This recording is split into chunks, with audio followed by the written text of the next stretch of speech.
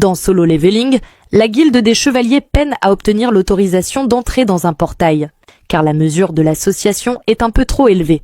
Park Jong-soo se demande s'il s'agit d'un portail de rang S, mais Jong Hyun-tae lui répond que ce n'est pas le cas. Cependant, il s'agit du portail de rang A avec la mesure la plus élevée. Jong-soo commente que c'est embêtant car ils pourraient tous y mourir s'ils ne sont pas prudents.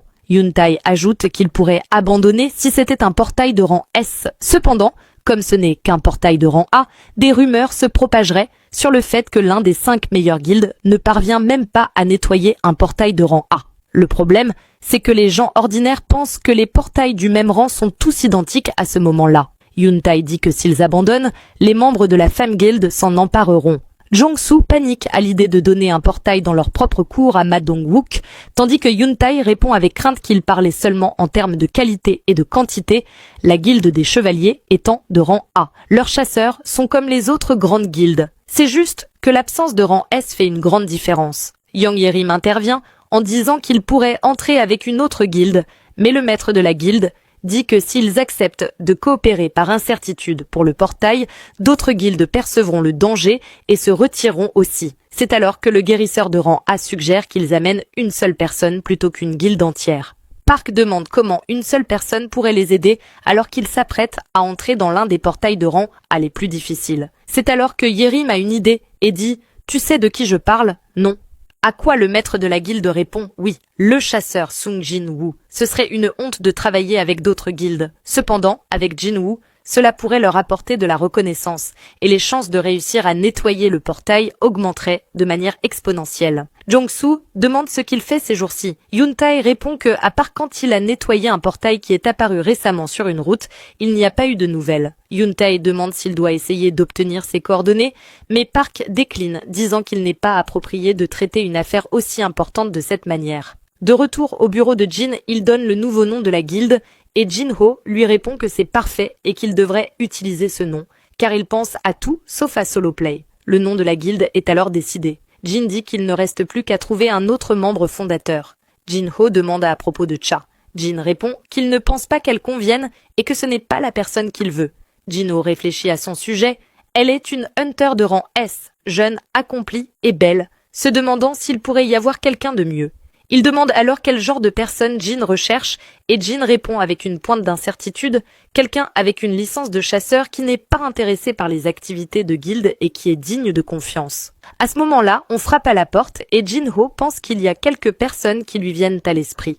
Jin ouvre la porte en demandant qui c'est, espérant que ce n'est pas encore Hunter Cha. Yerim, Jong-soo et Hyun-tae sourient nerveusement et Park Jong-soo se présente comme le maître de la guilde des chevaliers et cet arc continue. Dans Solo Leveling, Jin regarde des images du donjon de rang A qui est apparu, pendant que Park Jong-soo explique que la taille physique d'une porte et son rang ne correspondent pas toujours. Cependant, une immense quantité de mana s'en échappe. Jin demande si cette porte a été classée en rang S et Jong-soo répond que c'est juste à la limite du rang A. Il ajoute que c'est la plus grande porte jamais apparue à Busan. Cela fait penser Jin, qui se dit qu'il pourrait retrouver Ju-hee à Busan pour manger des sushis. Jong-soo lui explique ensuite que l'association essaie de les empêcher d'entrer à cause de l'absence de chasseurs de rang S dans leur équipe. Il précise que si Jin les rejoint dans l'attaque, ils réussiront à gérer le raid et qu'il sera bien payé. Normalement, les chasseurs de rang S reçoivent environ 10% des bénéfices d'un raid, mais Jong-soo lui offre 20% pour ce donjon.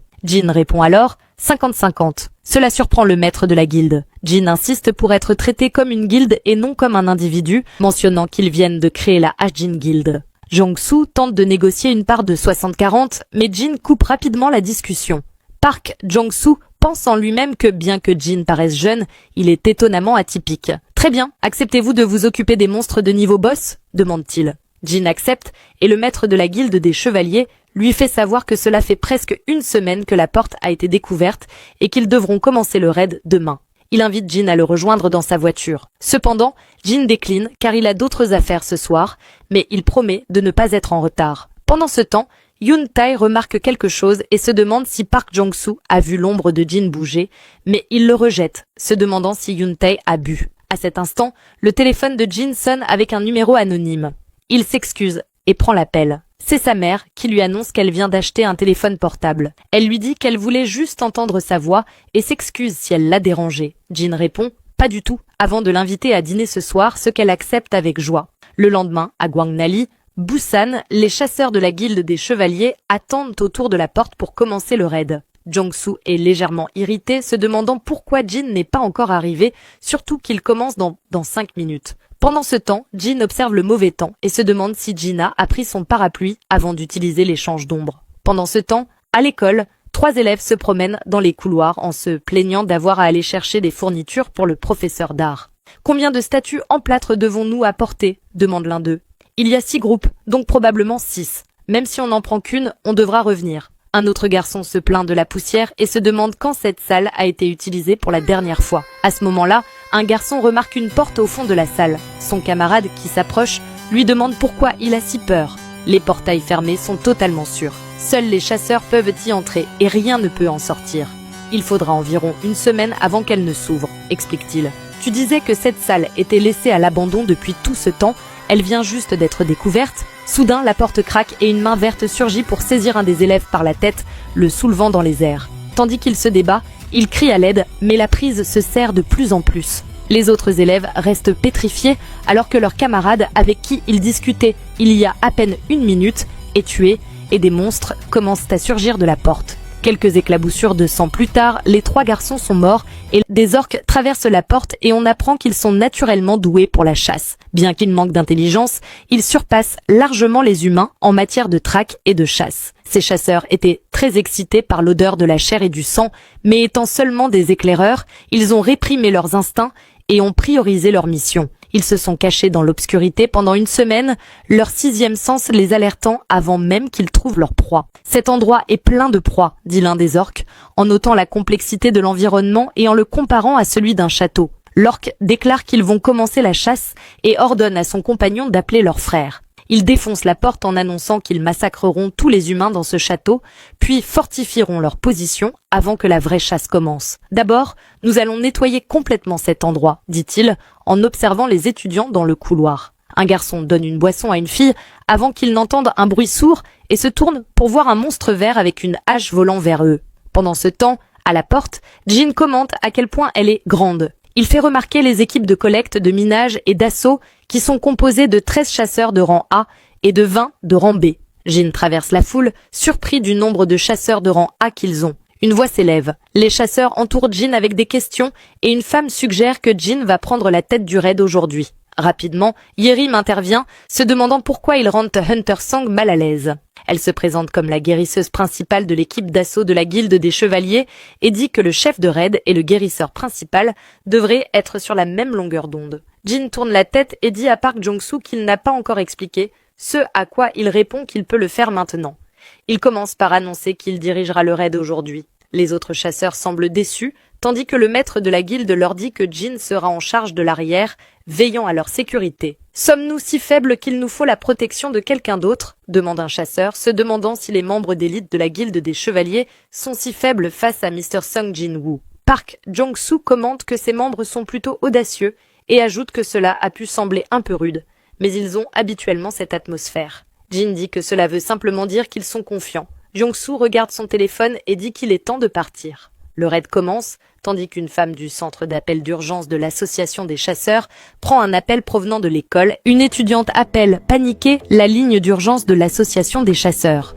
Elle explique qu'il y a des monstres à l'extérieur de l'école. L'employé lui demande où il se trouve. La fille, couverte de sang et tremblant, répond qu'elle se cache dans les toilettes. Elle commence à pleurer et dit qu'elle était avec son amie, mais qu'elle ne sait pas ce qui lui est arrivé. L'employé lui demande combien de monstres il y en a et si ceux-ci sont proches. La fille répond, les larmes aux yeux, qu'elle n'en est pas sûre. Elle entend beaucoup de cris. Elle demande ensuite si elle va mourir. L'employé essaie de la rassurer. Reste calme, les chasseurs arrivent. Mais des cris terrifiants continuent de se faire entendre. L'employé insiste pour savoir quel genre de monstres sont-ils. La fille hésite, puis dit « Je les ai vus à la télé. Ils ont des visages horribles et sont verts. » L'employé comprend soudain et demande « Des orques ?» La fille confirme. À ce moment-là, un orque entre dans les toilettes. L'employé panique et crie à la fille « Éloigne-toi vite, les orques peuvent sentir la peur. » Le téléphone tombe au sol et les derniers cris de la fille résonnent avant que tout ne s'arrête. Plus tard, les élèves s'enfuient, certains hurlant de terreur tandis que des orques poursuivent leur massacre. Un groupe de jeunes court hors de l'école, une fille criant que ses amis sont encore à l'intérieur. Un garçon l'attire en disant que les chasseurs vont les sauver. Les orques, eux, ne sont pas contents de la moitié de leur proie perdue. Ce n'est pas grave, on va monter à l'étage et tuer tous ceux qui restent. À l'étage suivant, des élèves se cachent dans une salle de classe barricadée. 2 garçons tentent de défendre la porte. Soudain, la barricade s'effondre et un orque ensanglanté entre. Un élève, en fuyant, est tué par un autre orque qui lui tranche avec sa hache. D'autres orques arrivent. Un orque informe son chef qu'il y a un humain ici avec de l'énergie magique. Le chef ordonne « Tuez-le d'abord ». Dans la salle, Gina et Han Song-gi sont au fond, terrifiés. Gina prie son frère. Alors que le massacre continue, Gina crie « Tu ne peux pas » tout en tirant son ami en arrière. Cependant, Han Song-gi se tient courageusement et rassure Gina « Je suis aussi éveillé, même si je ne suis qu'un rang E. » Est-ce un humain ? Demande un orque. Son compagnon répond non, ajoutant qu'il perçoit une source d'énergie magique encore plus puissante. Alors qu'il regarde vers Gina, il s'exclame « C'est cette femme, meurs !» avant de frapper les filles avec son arme. Terrifiée, elle ferme les yeux et se prépare au pire, mais soudain, l'un des soldats d'ombre de Jinwoo surgit de l'ombre de la jeune fille et attrape fermement le bras de l'orque. Les larmes aux yeux, elle murmure « Grand frère est là ?» Le soldat d'ombre, avec des yeux dans le dos, arme son poing avant d'envoyer un uppercut si puissant à l'orque vert qui le propulse à travers le toit de l'école. L'autre orque, choqué, voit alors 3 orques d'ombre de haut niveau se placer en garde devant Gina. Dans le donjon, Park Jong-soo crie, alors qu'un ogre à 2 têtes surgit au détour d'un couloir. La monstrueuse créature rugit tout en balançant sa hache, mais Jong-soo active son pouvoir, frappant ses avant-bras l'un contre l'autre pour créer un bouclier. La lame de l'ogre racle le sol avant de s'écraser contre la défense du chasseur. Pendant ce temps, Yoon-tae grimpe habilement sur l'arme du monstre et lui lacère les yeux avant d'appeler ses frères et sœurs à attaquer. Ces derniers foncent sur l'ogre et lui tranchent les bras, tandis que 2 mages lancent des sorts qui l'électrocutent et le brûlent vif, réduisant le monstre en cendres. Alors que l'ogre finit de cuire, Jong-soo ordonne à tout le monde de se regrouper avant de continuer l'exploration. Il commente « Comme prévu, ce raid ne sera pas facile. Un ogre à 2 têtes dès l'entrée. » Puis il demande à Jinwoo « Sais-tu comment on appelle ces créatures ?»« Les gardiens de tombe, répond le maître des ombres. Exact, c'est un problème quand c'est le boss, mais si un apparaît dès l'entrée, cela signifie que le donjon sera rempli de morts vivants. Tae s'exclame alors que Jong vient de porter la poisse et demande s'ils doivent continuer. Mais au lieu d'attaquer immédiatement, l'armée de morts vivants reste immobile, ce qui intrigue les chasseurs. L'un d'eux murmure « On dirait qu'ils fuirent quelque chose. » Jinwoo, déçu car il s'attendait à un donjon à rank ultra difficile, ressent soudain une étrange sensation. Il fronce les sourcils et murmure « Ce sentiment, impossible ». Il informe alors le maître de guilde qu'il doit partir pour une affaire urgente. Park Jong-soo s'inquiète, expliquant que son départ pourrait mettre tout le groupe en danger. Jin le rassure « Je vais appeler quelqu'un en qui vous pouvez avoir autant confiance qu'en moi. Il prendra ma place. » Les chasseurs, choqués et incrédules, s'exclament « C'est l'une des fourmis de l'île de Jeju ?» Jin hoche la tête et ajoute « Puisque tu la reconnais, inutile d'expliquer. Protégez les humains. » Beru demande « Et les non-humains ?» Son maître répond « Fais comme bon te semble. » Beru pousse un cri perçant, ce qui amène les chasseurs à se demander comment ils vont bien pouvoir mener à bien le raid avec une telle créature.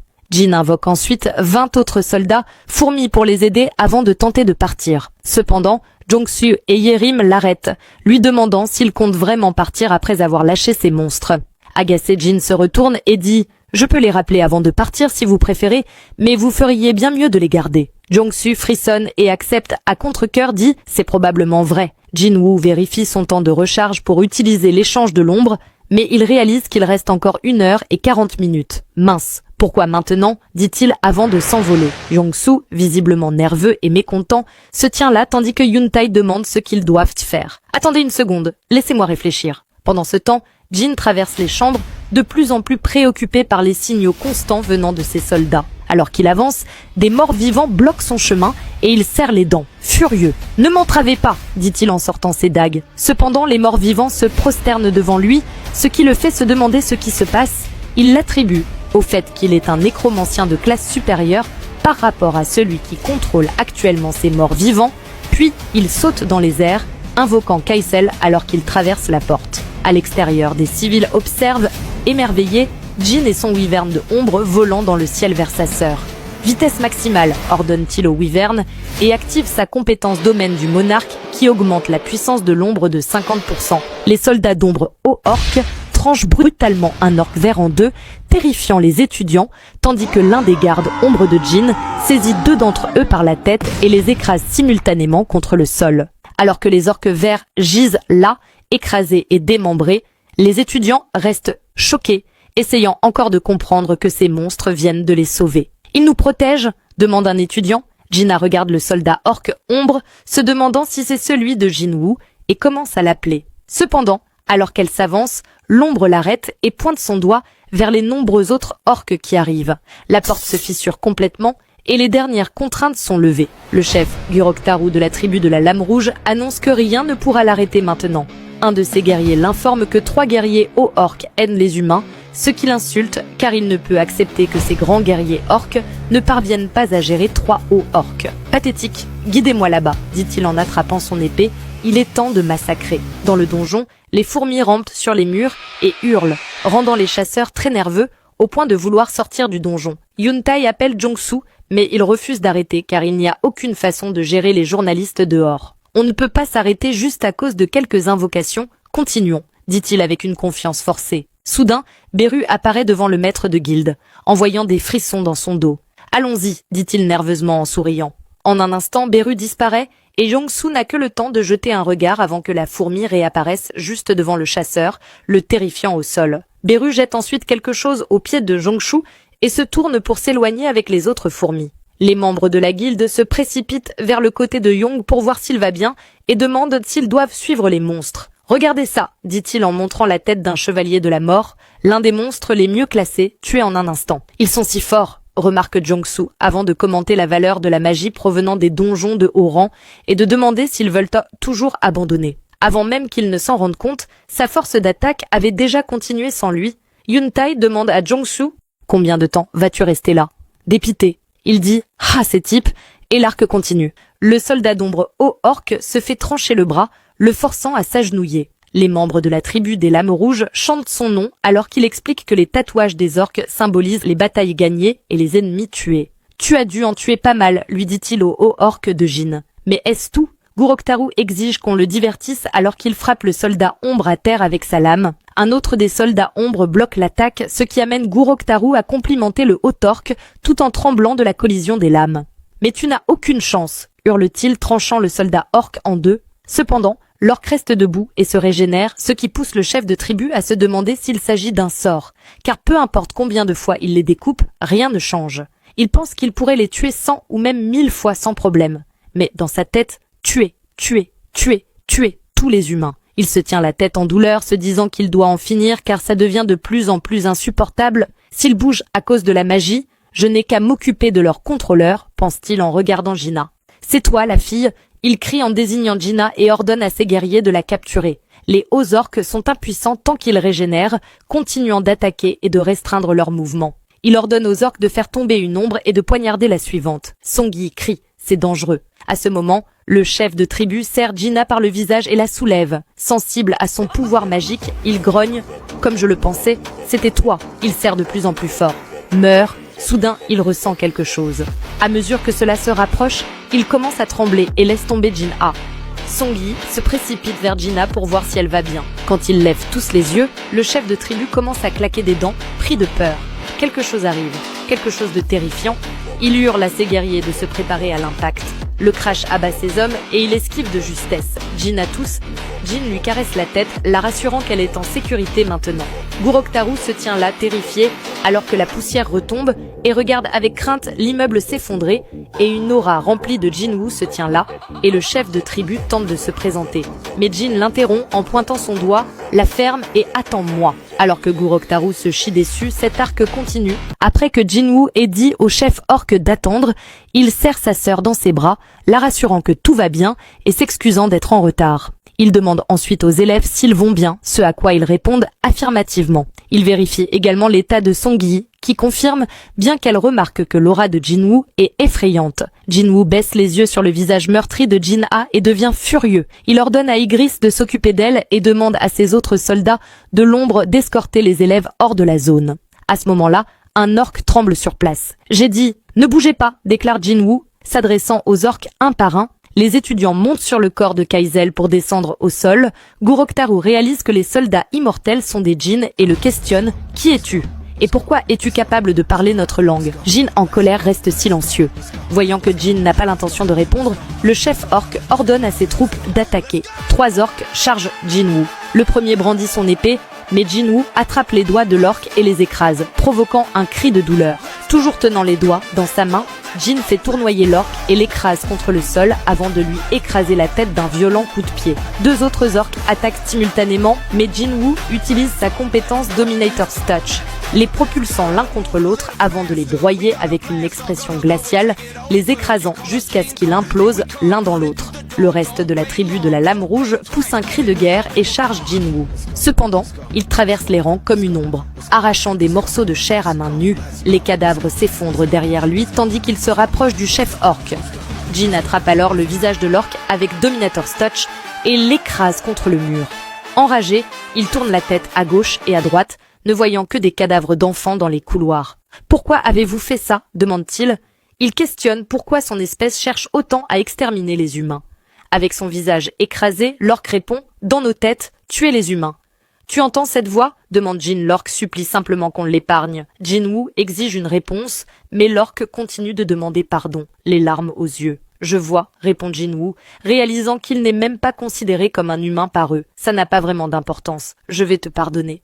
Mais ne crois pas que ce sera sans douleur. » Pendant ce temps, dans le donjon, Yerim tire sur un morceau de tissu et proteste. « Tu sais combien ça coûte, ça ?» Elle dit à la fourmi que les vampires sont très chers et ne doivent pas être mangés. À cet instant, la fourmi la frappe, lui entaillant l'épaule et la faisant tomber au sol avant de dévorer le vampire sous ses yeux. C'est alors que Beru apparaît, terrifiant la fourmi et levant une main au-dessus de la chasseuse, la soignant avec de la magie. Les fourmis s'éloignent tandis que Yerim, surprise, se demande comment une invocation peut utiliser une magie de soin meilleure que la sienne. Ils arrivent dans la chambre du boss, où l'archiliche flotte au-dessus de ses chevaliers de la mort. Les chasseurs sont terrifiés, car parmi tous les boss, l'archiliche est célèbre pour avoir anéanti la guilde du Dragon Doré, l'une des meilleures guildes de Chine. Ce boss a causé une brèche dans un donjon, mais grâce à Liu Jigang, la catastrophe a été évitée.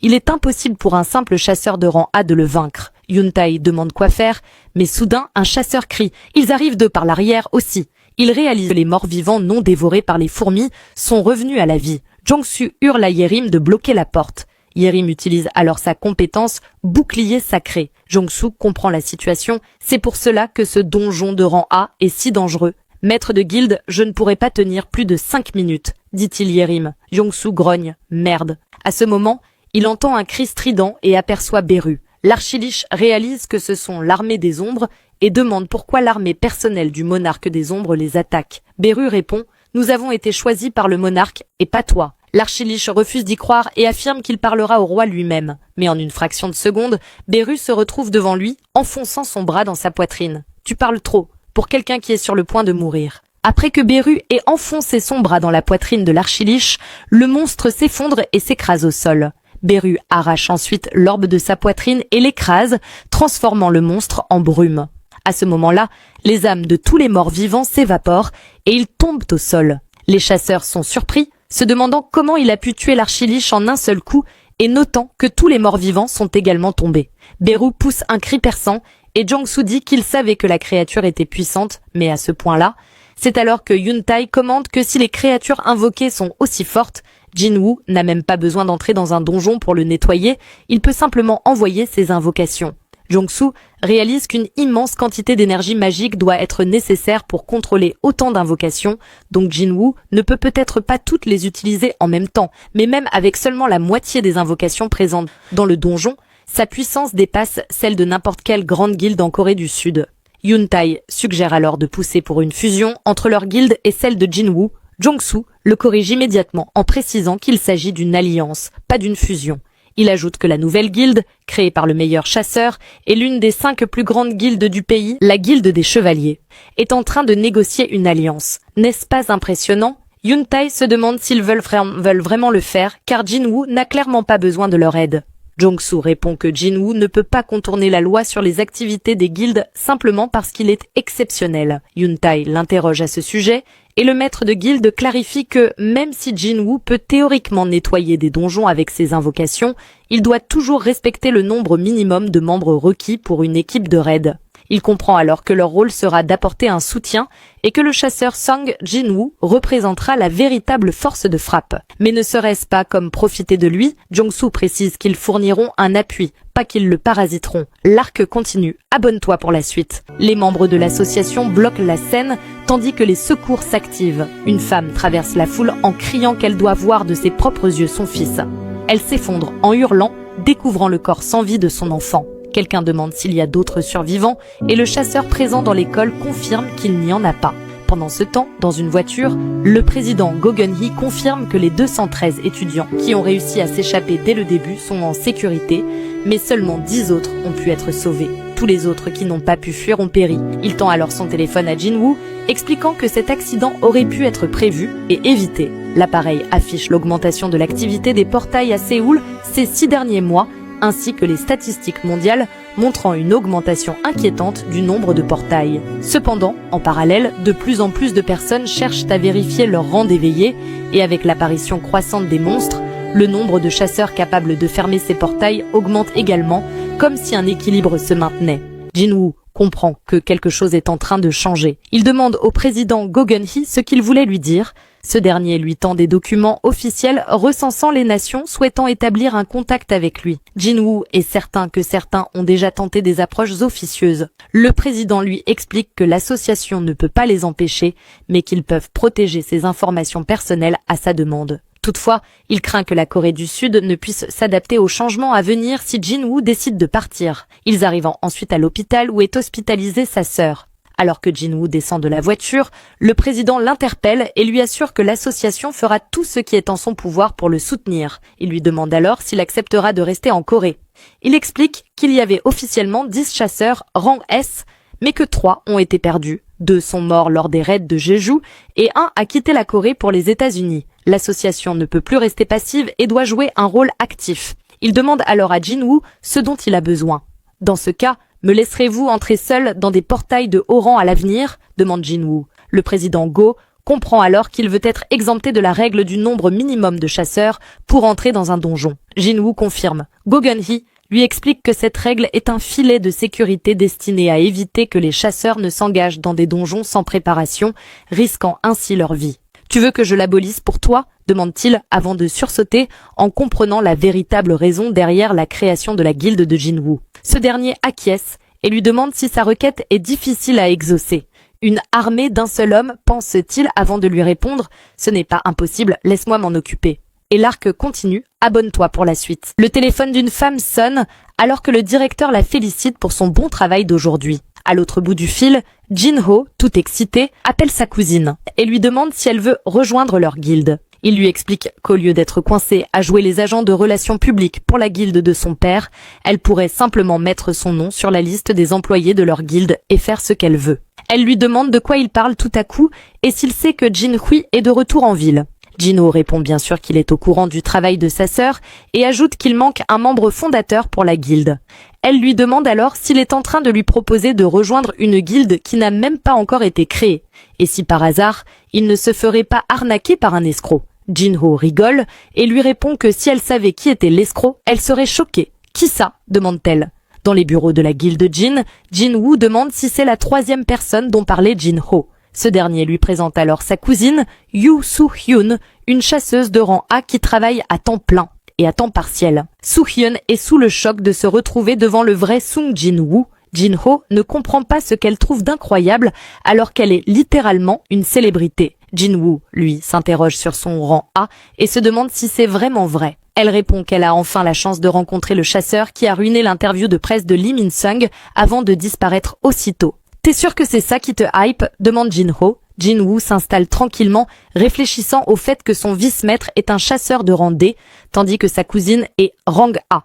Il se demande s'il n'y aurait pas une condition génétique pour s'éveiller. Après tout, il existe des cas où des frères et sœurs s'éveillent en même temps et son propre père était un chasseur. Jin-ho t'a donné tous les détails, demande-t-il. Il m'a juste dit qu'il manquait un membre fondateur, répond-elle. Le maître de guilde précise alors que si elle rejoint leur guilde, elle risque de faire l'objet de nombreux articles de presse. C'est toujours mieux que d'être mêlée à Yujin Sung, répond-elle. Jin-woo lève un sourcil et demande qui est Yujin Sung. C'est mon frère, explique Jin-ho. Le frère avec le mauvais caractère, demande Jin. Elle répond, il semble être connu. Soo-hyun attire alors son attention. On peut faire un selfie pour que je le poste sur mon profil SNS et l'arc continue. Abonne-toi pour la suite.